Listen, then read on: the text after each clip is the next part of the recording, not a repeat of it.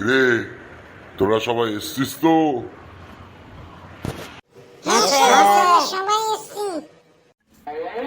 তা যাক, এবার কিছুদিন পরেই তোরা হয়তো জানিস সরস্বতী পুজো আছে। তো আমাদের মন্দিরটা এখনো রিপেয়ার হচ্ছে, মিস্ত্রির কাজ শেষ হয়নি। আমাদের হেডমাস্টার বলেছে যে এটা পাড়ার ক্লাবের সঙ্গে করে দিতে পুজোটা। তোদের মতামত কি? কোনো সমস্যা নেই স্যার, হেডমাস্টার যেটা বলেছে সেটাই হবে। এই জন্যে পাড়ার বুলেট ক্লাব থেকে সেক্রেটারিকে ডাকা হয়েছে। সেক্রেটারি মশাই আসবে, তোদের সঙ্গে আলোচনা করবে কিভাবে কি করতে হবে। ও আর এই বছর রিকি আর রূপ, তোরা দুজন ক্যাপ্টেন। এই পুজোটা তোরা ওদের সঙ্গে খুব ভালোভাবে করবি, আমাদের ছেলেদের নিয়ে। ঠিক আছে ঠিক স্যার? আছে স্যার, কোনো সমস্যা অসুবিধা নাই, নাই। হয়ে যাবে। তা স্যার, আমি একটা কথা বলুন, আমাদের কি চাঁদা দিতে লাগবে, না পাড়ার ক্লাব থেকেই সব হয়ে যাবে? আরে চাঁদা তো দিতেই হবে, না হলে কি করে হবে? চাঁদা না হলে পুজো তো হবেই না। হয়তো এবার একটু কম দিতে হবে, বুঝলি? দাঁড়া, আমি আবার পিয়নকে বলি এখানে একটা চেয়ার দিতে। আবার সেক্রেটারি মশাই এসে চেয়ারেই তো বসবে। বুলেট ক্লাব বলে কথা, খুব নাম করা আমাদের এখানকার বুলেট ক্লাব। স্যার, সব এসে গেছে তো? আমি চলে এলাম তো, একটু দেরি হলো বটে। হ্যাঁ হ্যাঁ, সবাই এসে গেছে। বসুন বসুন, আপনি চেয়ারটায় বসুন, একটু ছেলেদের সঙ্গে আলোচনা করে নিন। ঠিক আছে? শোন, ইনি হচ্ছেন বুলেট ক্লাবের সেক্রেটারি। ইনি যেভাবে বলবেন সেইভাবে এবার পুজোটা হবে। তোরা মন দিয়ে কিন্তু শুনবি। তো শোনো বাচ্চারা, আমার নাম হচ্ছে পুন্ডলি পুরকায়স্থ। আমি এই বুলেট ক্লাবের সেক্রেটারি। দীর্ঘ 15 বছর ধরে আমরা পুজো করছি, আজ অবধি কোনো সমস্যা হয় নাই। ঠিক আছে? ঠিক আছে দাদা। অসুবিধা নাই। আরে হারাম জাদা, আমি তোদের দাদা নাকি? আমি তোদের কাকা, বল কাকা বা চাচা। অনেক বড় আমি তোদের থেকে। আমার নাম পুণ্ডলী পুরকায়স্থ। লোকে আদর করে পিপি বলে। আসলে আমার কাজের চাপ অনেক, বুঝলি তোরা? এইমাত্র রিজার্ভেশন করে এলাম ট্রেনে। উনি তো মিনিমাম সেকেন্ড এসিতে আসবে, থার্ড এসিও আসবে না, স্লিপারেও আসবে না। কি যে কষ্ট! কেন স্যার, এবার মা সরস্বতী কি জ্যান্ত? গতবার তো আমরা মাটির প্রতিমা করেছিলাম। এইবার কি জ্যান্ত মা সরস্বতী আসছেন যে ট্রেনে আসছে? আরে ধুর ধুর, তোরাও বোকা। এবার ঠাকুরটা আনা হচ্ছে কৃষ্ণনগর থেকে।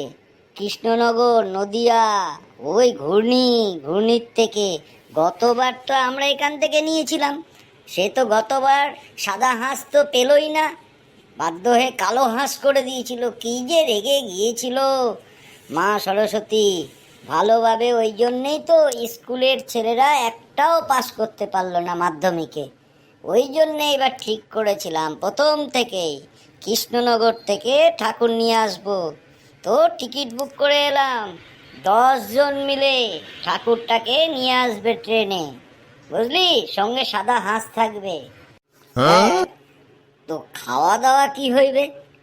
আমরা তো গতবার চিল্লি চিকেন আর ফ্রাইড রাইস হয়েছিল। দাঁড়া দাঁড়া, এইবার না ব্যাপারটা আমি সবটাই ডিপেন্ড করবে কত চাঁদা ওঠে। তবে মনে হচ্ছে পুজোর দিন তো আর নিরামিষ ছাড়া কিছু হবে না। পরের দিন আমরা খাবো। তো কি খাবো সেটাই তোরা ঠিক কর।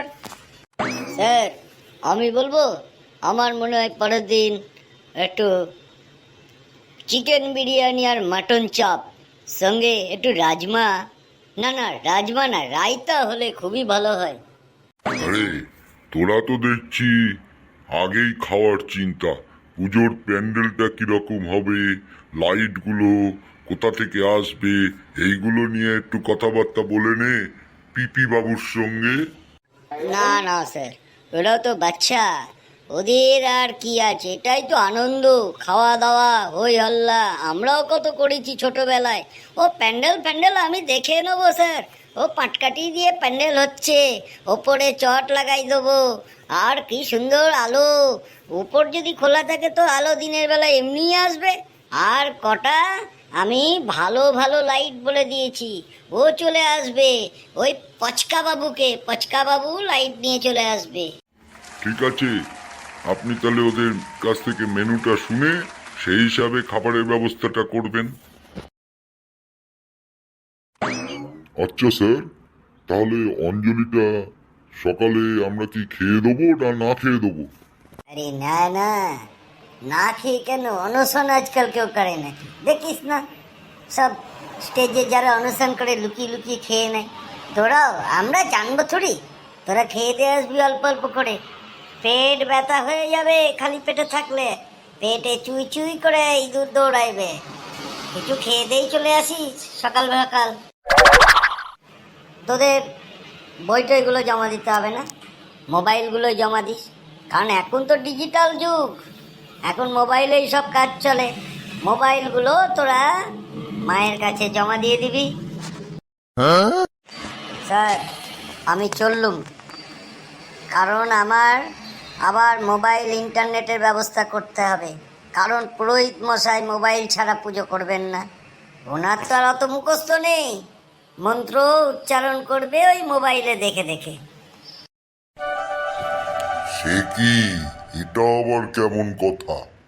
মোবাইল দেখে দেখে? তা পুরোহিত কি নতুন নাকি?